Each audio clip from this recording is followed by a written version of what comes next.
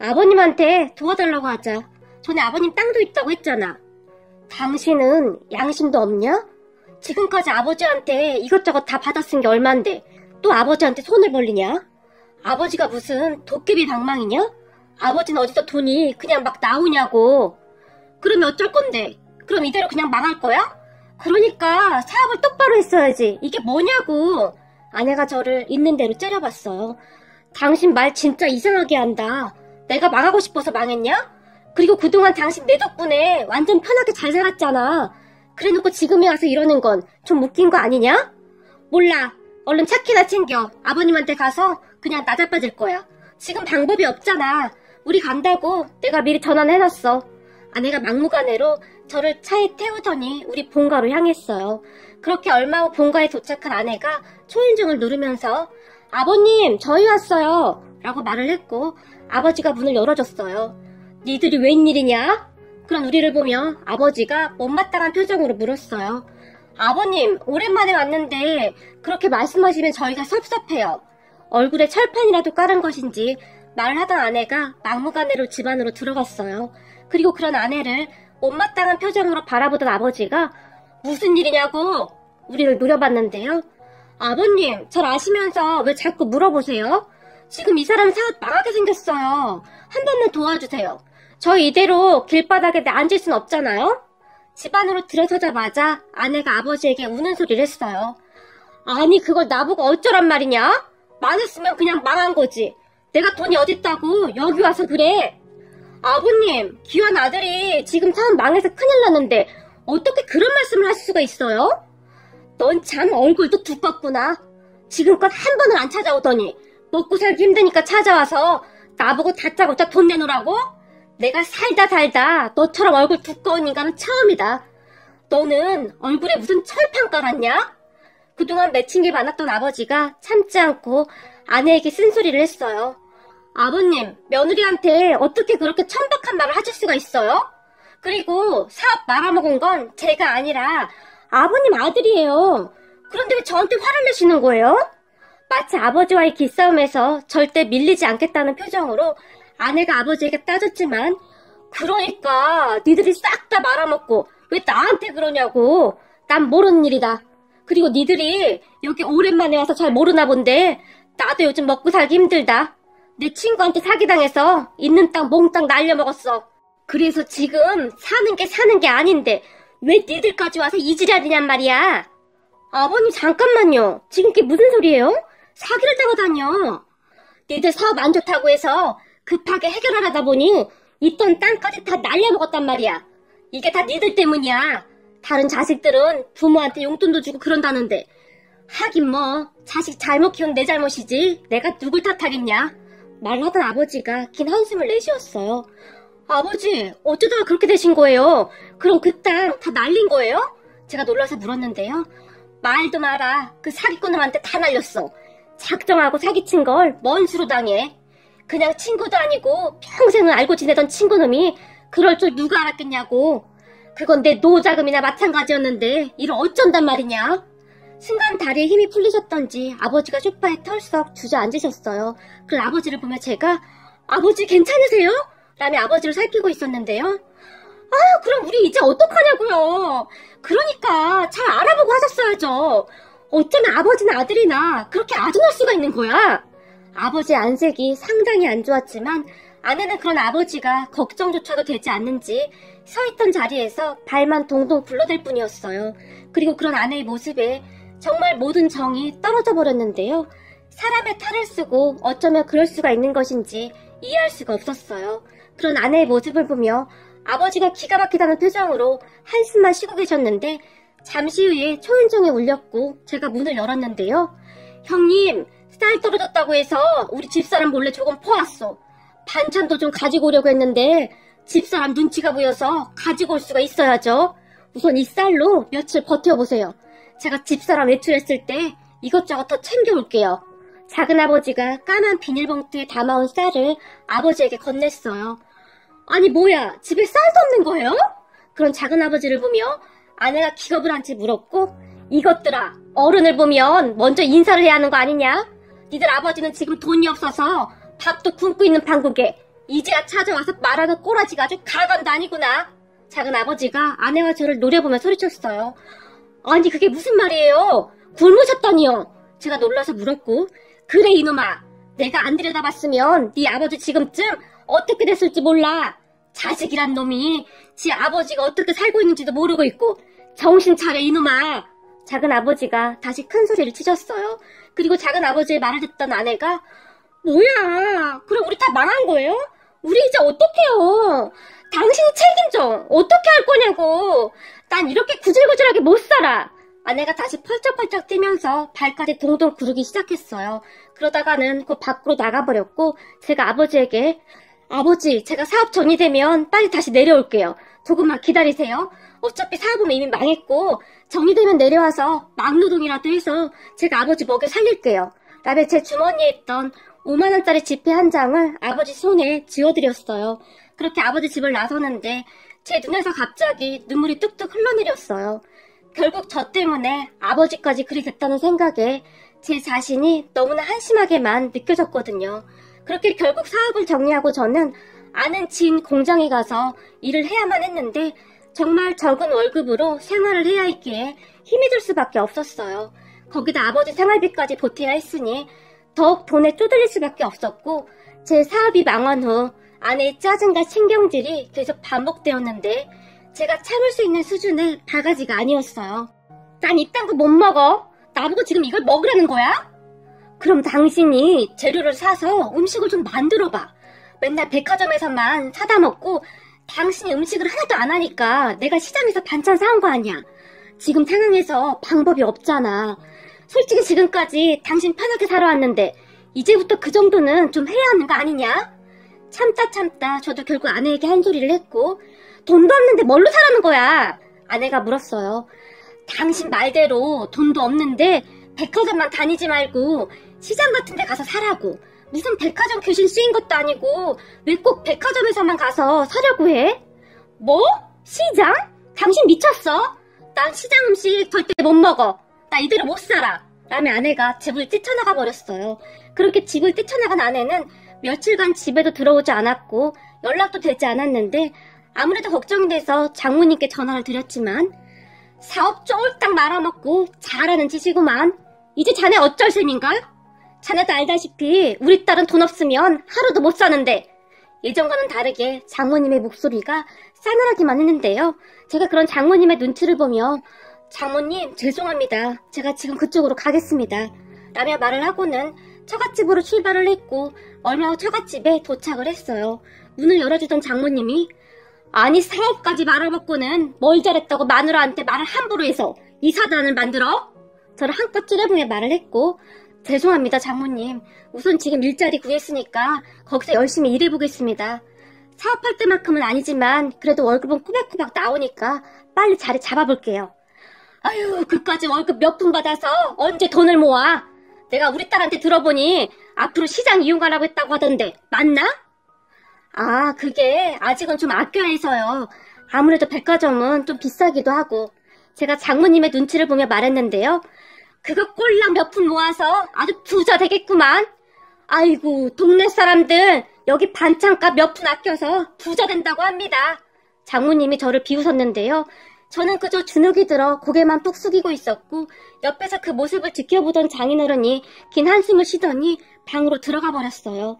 그렇게 장모님의 잔소리를 듣던 도중 제 뱃속에서 꼬르륵 소리가 들려왔는데, 그도 그럴 것이 처갓집 문을 열고 들어서던 순간부터 갈비찜 냄새가 진동을 했고, 거기다 제가 저녁 식사 전이기도 했으니 상당히 배가 고프던 참이었거든요.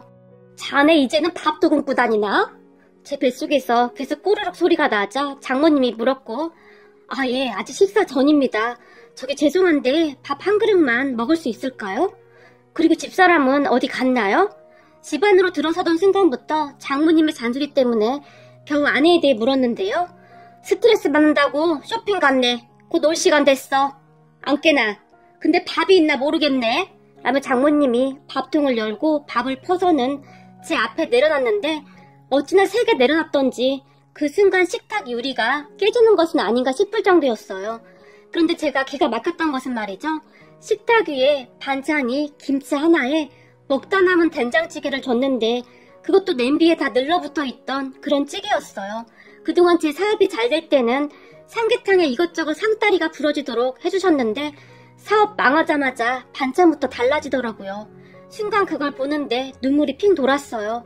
그러면서 제가 그동안 사업하면서 갖다 준 돈만 얼만데 이렇게 야박할 수가 있을까 하는 생각만 들었어요. 가스레인지 위에 있던 냄비 안에 갈비찜이 잔뜩 들어있었음에도 불구하고 장모님은 절대 주지 않았으니까요.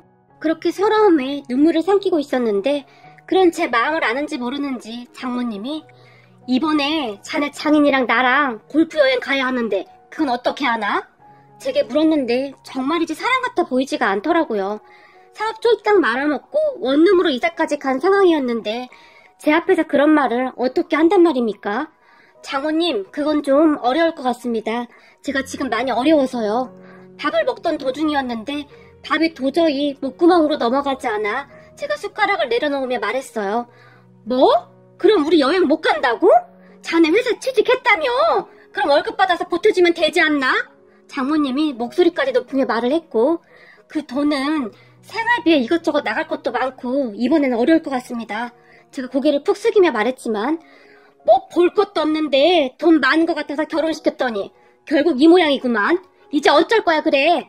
돈 없어서 여행 못 간다는 말을 사람들한테 어떻게 해. 자네 아버지 돈 많다며 돈 좀 달라고 해봐.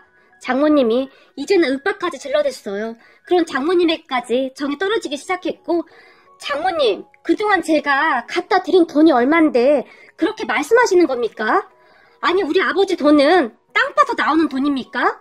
그동안 장모님 생활비까지 제가 다 드렸지 않습니까? 그런데 이렇게 말씀하시는 건 너무 심한 거 아니십니까?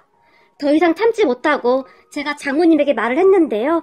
방에서 그 말을 듣던 장인어른이 급히 나오더니 제 뺨을 내리쳤어요. 이런 배은망덕한 놈이 있나? 어디서 장모한테 그딴 식으로 말을 해? 사업 쫄딱 말아먹었으면 무릎이라도 꿇고 빌어도 시원찮은 마당에 당장 꺼져 이놈아. 쥐뿔도 없는 놈이 어디서 이딴 식으로 행동을 해? 장인어른은 제게 사태질까지 하며 소리를 질렀어요. 그런 장인 장모를 보며 정말이지 온몸에 소름이 돋았는데요. 가족이라면 힘들 때 서로 격려해주고 도와야 하는 거 아니겠습니까? 결국 저는 그곳을 밥 사고 나와버렸고 나중에 그 소식을 들은 아내가 제게 전화를 해서는 네가 뭔데 우리 엄마한테 소리를 질러?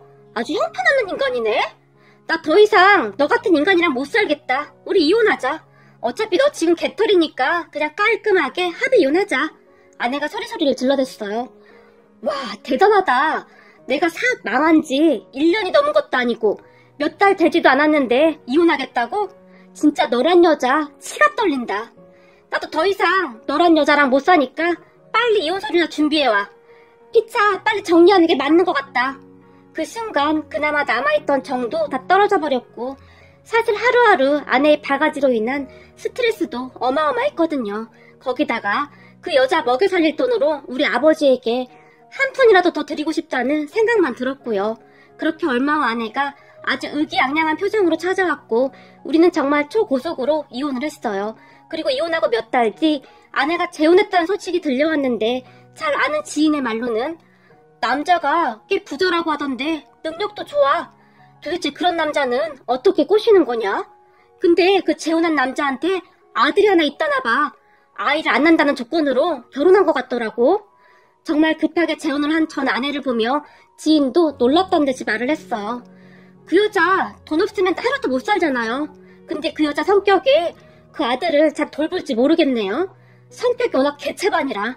저는 그저 그 말만 하고 전화를 끊어버렸고 그 뒤 전 아내를 제 기억 속에서 완전히 지워버렸어요.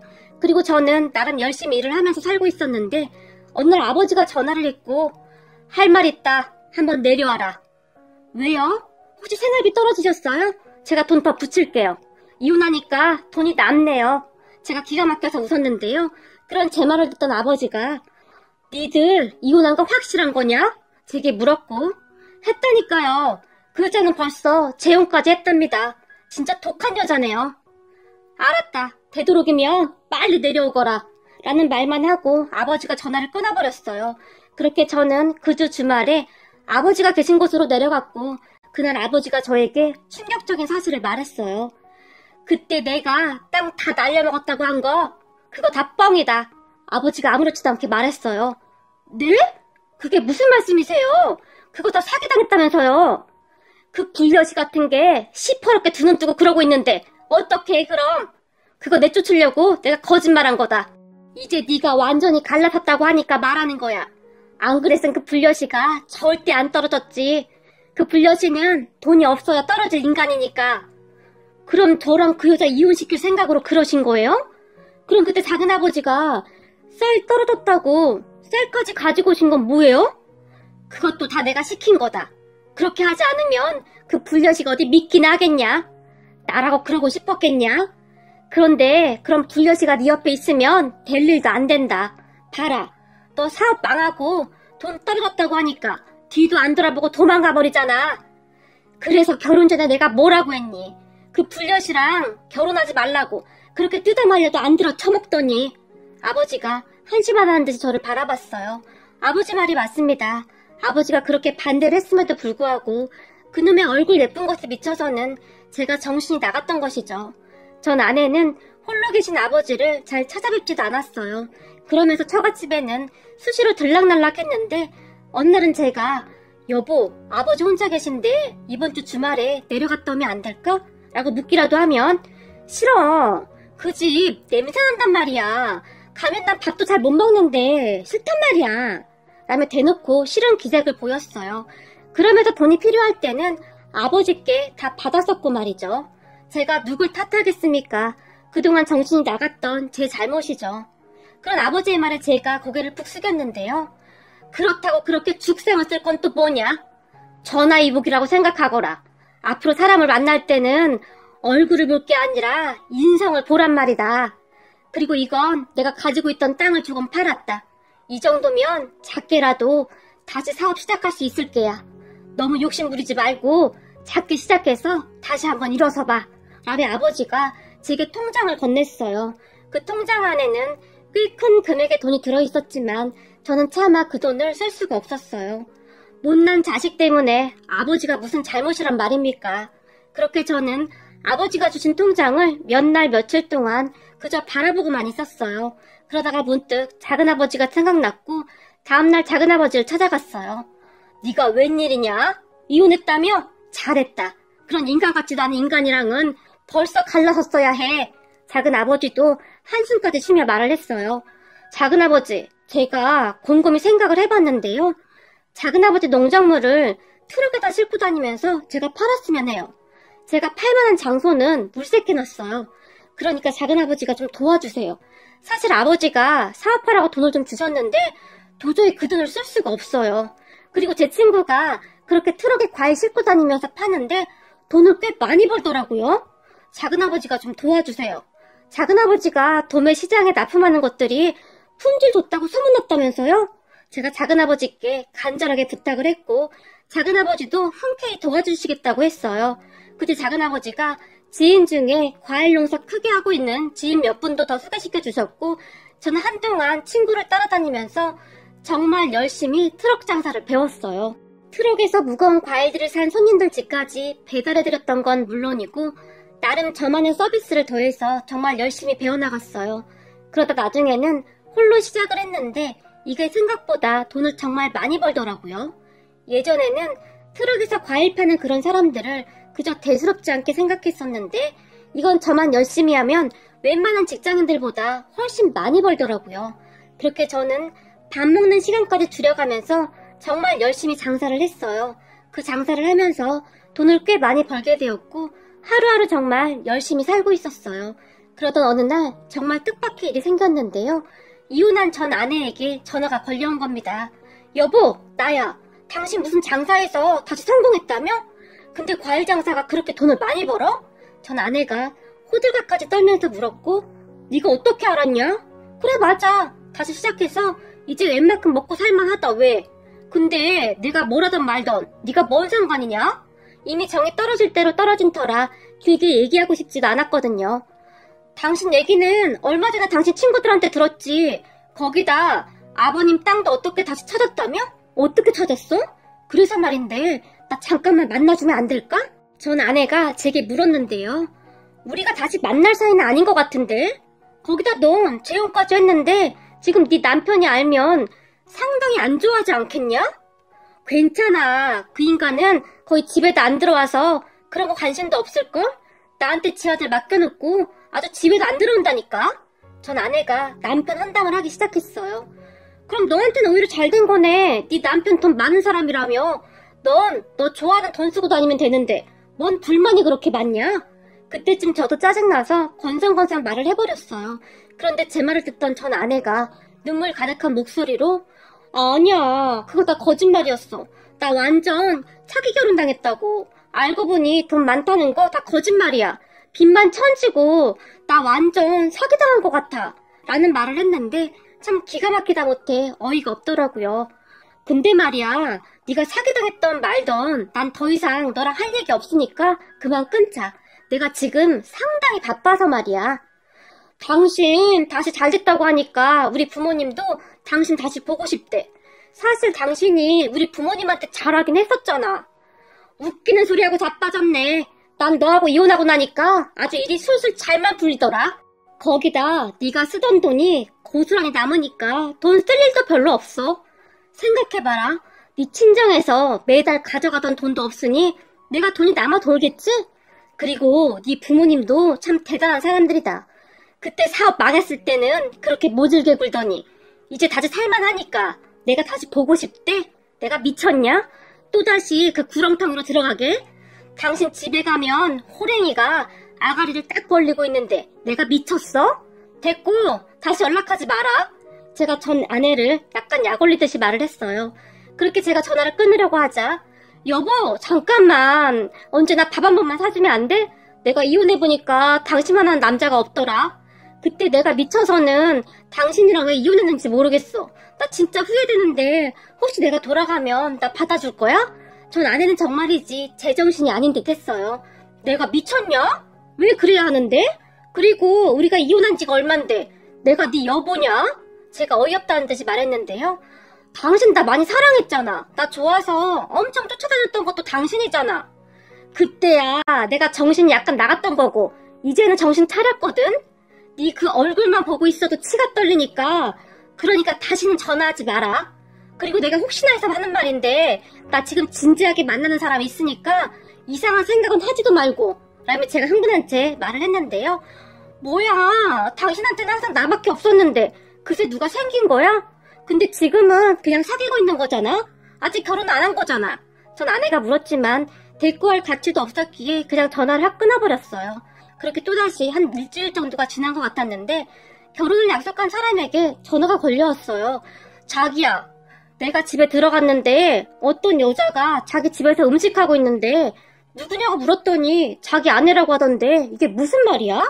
라는 충격적인 말을 하기 시작했고 그 사람의 말에 깜짝 놀라서 급히 집으로 갔는데요. 저는 그곳에서 충격적인 장면을 보고 말았답니다. 세상에나 전 아내가 말이죠. 제 원룸 지방에서 음식을 하고 있었는데 그 작은 식탁에 무슨 잔치상을 차려놨더라고요. 사실 사업이 망한 뒤로 작은 원룸으로 이사를 왔었고 전 아내와 거기서 한 몇 달 정도 살았었거든요. 그리고 그 뒤 전 아내와 이혼한 뒤 집을 따로 옮기진 않았어요. 혼자 살기에 원룸이 적당했고 결혼을 하게 되면 옮겨야지 그러고 있었거든요. 그렇게 집안에 들어선 저를 보던 전 아내가 여보, 아직도 날 그리워하고 있었던 거야? 비밀번호도 그대로더라. 내가 당신한테 주려고 음식 해놨어. 얼른 와서 앉아. 라며 아무렇지도 않게 말을 했어요. 그 모습을 보며 놀랍다기보다 등골이 오싹할 정도였는데요. 너 지금 여기서 뭐 하는 거냐? 제정신이야? 제가 놀라서 소리를 질렀고 저와 결혼할 사람이 제 옆에서 그 모습을 놀라운 표정으로 지켜보고 있었어요. 그런데 전 아내가 여보, 난 당신이 결혼한다고 해서 얼마나 예쁜 여자랑 결혼하나 했는데 얼굴이 저게 뭐냐? 나 깜짝 놀랐잖아. 전혀 당신 취향이 아닌데? 복잡하게 그럴 거 뭐가 있어. 우리 둘이 다시 합치면 되는데. 전 아내가 계속 입을 나불거렸어요.